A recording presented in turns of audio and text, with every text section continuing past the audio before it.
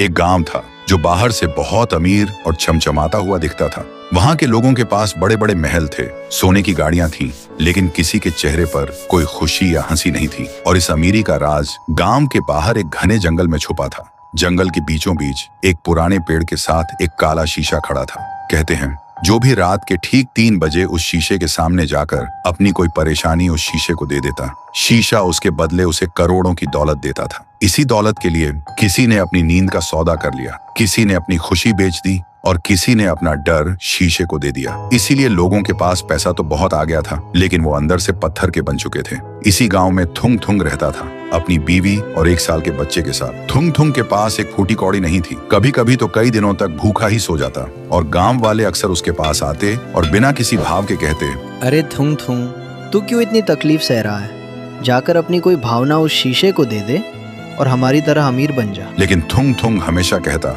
मेरी इंसानियत और मेरे जज्बात किसी दौलत से ज्यादा कीमती है।